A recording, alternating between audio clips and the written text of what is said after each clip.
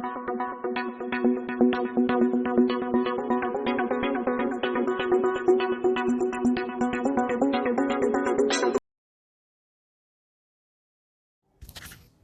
students, good morning everyone. Welcome back to Mastermind School, and today we are going to start chapter 3 of class 7th Prachi Mathematics, which is exponent. So हमने chapter 2 का जो part था वो पहले ही cover कर लिया है. उसके बाद आज से हम एक न्यू चैप्टर नंबर 3 स्टार्ट करेंगे, जिसमें हमारा टॉपिक का नाम है एक्सपोनेंट्स. तो प्यारे बच्चों, चलिए पहले थोड़ा सा हम बेसिक देखते हैं. एक्सपोनेंट में हमें करना क्या है, उसके बाद हम इसके लॉज के बारे में डिस्कस करेंगे और आगे फिर हम इस एक्सरसाइज से क्वेश्चन लगाएंगे. तो सबसे पहले एक्सपोनेंट. तो मैं आपको रिकॉल करा दूं कि आप सभी ने कुछ इस प्रकार के क्वेश्चन देखे होंगे.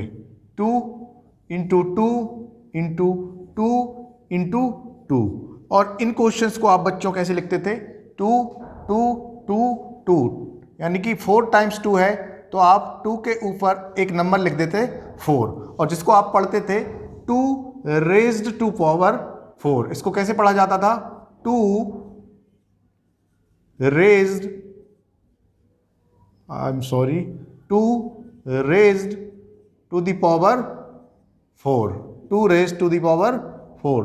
तो जो पावर्स होती हैं उनको कुछ इस प्रकार से पढ़ा जाता है. ऐसे नंबर है आपके पास, 4 टाइम्स 2 का मल्टीप्लाई हो रहा है, तो आप क्या लिखते हो?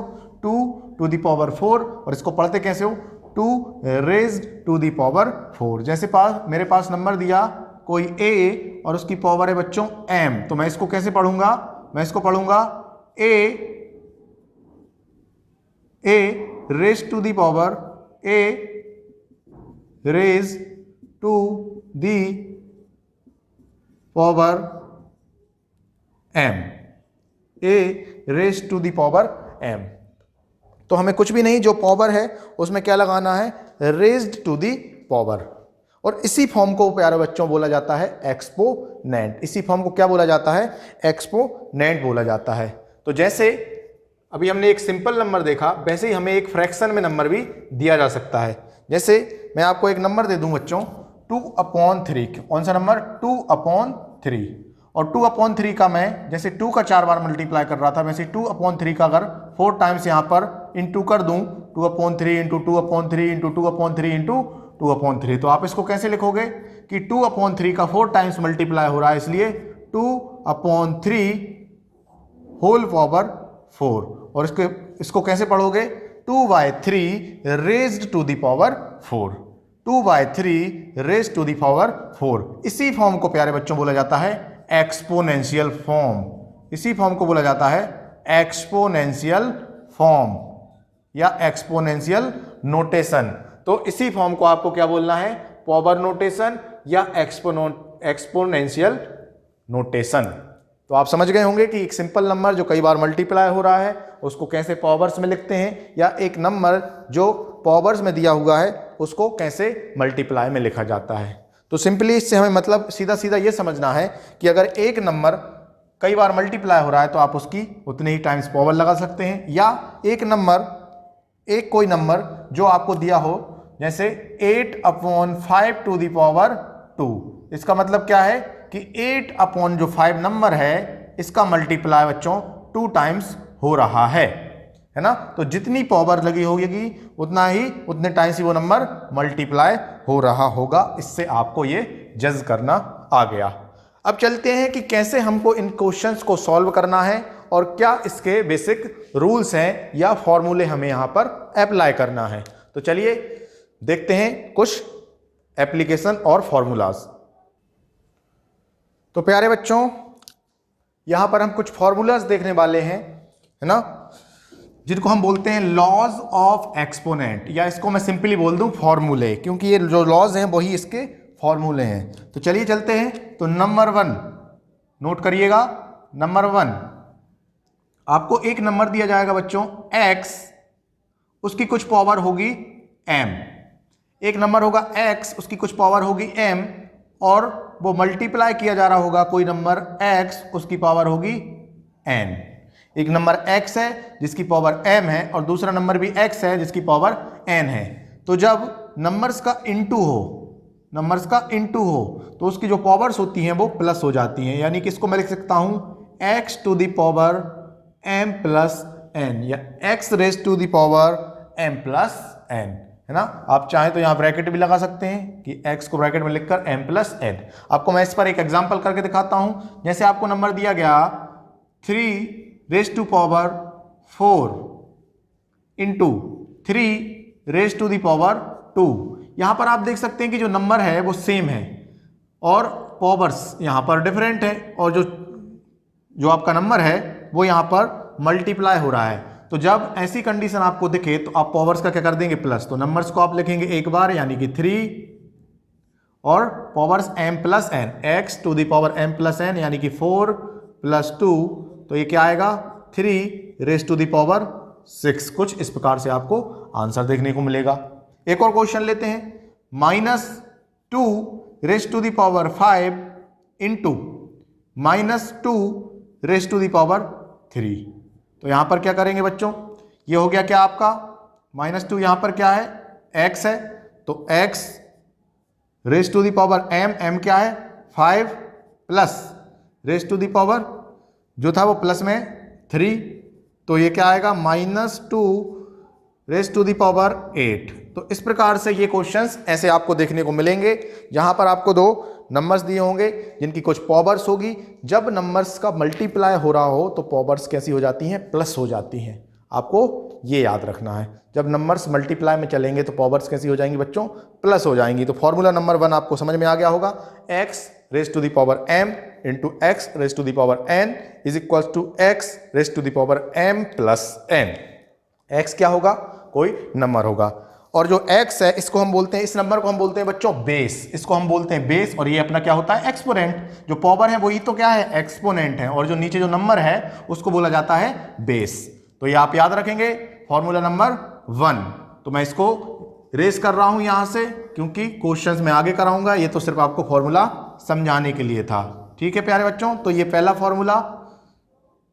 सेकंड चलते हैं, जब कुछ इसी प्रकार से आपको, थोड़ा मार्कर चेंज कर लूं मैं क्या, हाँ, जैसे आपको ऐसा ही एक नंबर दिया गया हो x, उसकी पावर हो m, अब इनटू की जगह अगर डिवाइड चल रहा हो, क्या चल रहा हो, divide, x raise to the power m divided by x raise to the power n।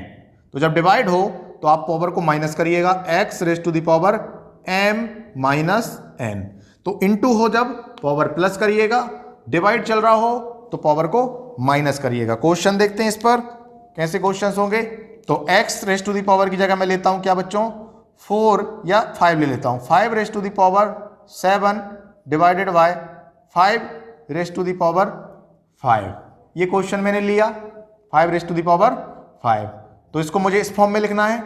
यहां पर 5 क्या है, x की जगह क्या है 5, तो मैंने 5 लिखा, bracket m minus n, m क्या है बच्चों पावर में क्या है m की जगह 7, तो यहां 7 माइनस n हो जाएगा, डिवाइड में है क्योंकि, तो माइनस n की जगह क्या है 5, तो सिंपली मैं इसको क्या लिख सकता हूं 5 raise to the power 7 minus 5 कितना बचेगा 2 बचेगा।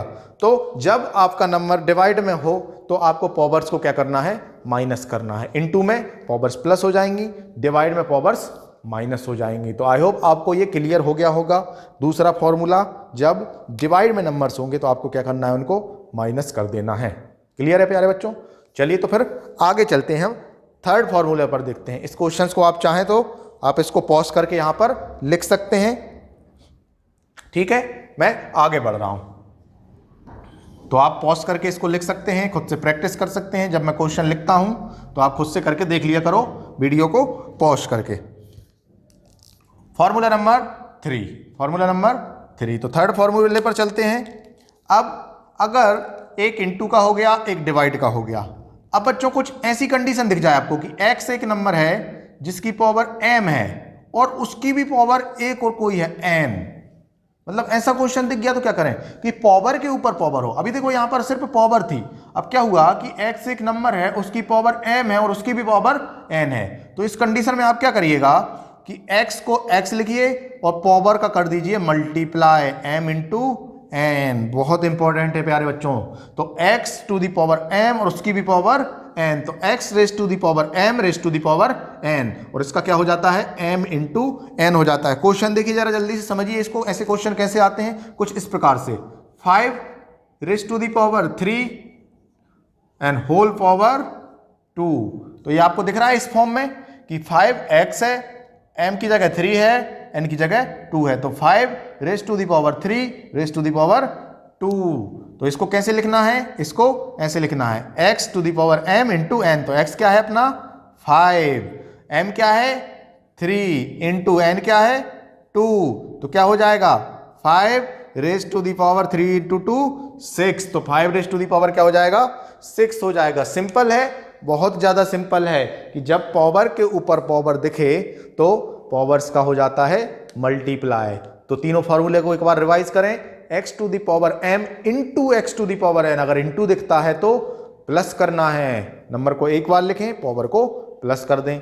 x to the power m divided by x raise to the power n, इसमें क्या करना है x को लिखना है और m माइनस n कर देना है। तो इंटू में पावर प्लस हो जाएंगी, डिवाइड में पावर माइनस हो जाएंगी, और अगर पावर के ऊपर पावर दी हुई है तो आपको क्या पावर का क्या करना है मल्टीप्लाई कर देना है। तो x raise to the power m into n। तो ये क्वेश्चन आपने कर लिया होगा, आपको क्लियर हो गया होगा, बहुत अच्छी बात है। चलिए नेक्स्ट फॉर्मूले पर चलते हैं, यानी कि नेक्स्ट लॉ ऑफ एक्सपोनेंट पर हम चलते हैं, जिसके बारे में हमें एक्सरसाइज में बहुत सारे क्वेश्चंस भी करने हैं। तो चलिए एक्सपोनेंट नंबर 4 कि कभी किसी नंबर की पावर बच्चों 0 आ जाए, कि सर आपने डिवाइड करने को दिया था और डिवाइड करने पर किसी की पावर 0 आ गई, तो 0 जब आ जाए तो उसका आंसर क्या होता है।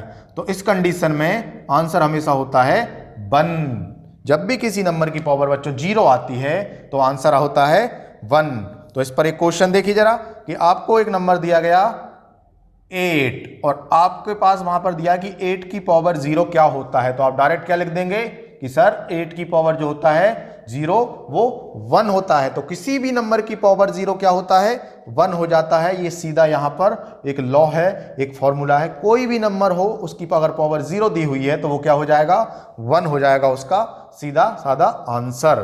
तो आई होप ये तो बहुत ही ज्यादा सिंपल है। अगर आपको ये क्लियर हो गया हो तो आप बता दीजिए कमेंट बॉक्स में अगर आपको बिल्कुल समझ में आ रहा होगा, और अगर आपको कोई डाउट है तो आप कमेंट बॉक्स में कमेंट कर सकते हैं। तो ये यहाँ पर मैंने आपको बच्चों 4 फॉर्मूले बताए, 4 लॉ बताए, जिनमें एक डिवाइड वाला था, एक इनटू वाला था, है ना, और एक आपका पावर के ऊपर पावर, दूसरा x टू द पावर 0 जब आ जाए किसी नंबर की तो उसको आंसर हमें क्या देना है 1 देना है। तो इस तरीके से हमारे कुछ लॉज हैं, और मैं आपको 2-3 लॉ बता देता हूँ, हो सकता है आपको इस पर भी क्वेश्चन दिख जाए। तो लॉ नंबर 5 यहां बता रहा हूं मैं साइड में थोड़ा सा, लॉ नंबर 5। अब किसी की पावर 0 है तो आंसर 1 है। अगर किसी नंबर की पावर बेटा 1 आ जाए तो आंसर वही नंबर होता है ना। अगर 0 आती है तो आंसर 1 होता है, और अगर किसी नंबर की पावर 1 आती है तो आंसर वही नंबर होता है। जैसे कि 5 की पावर अगर 1 है तो इसका आंसर क्या है 5 ही है।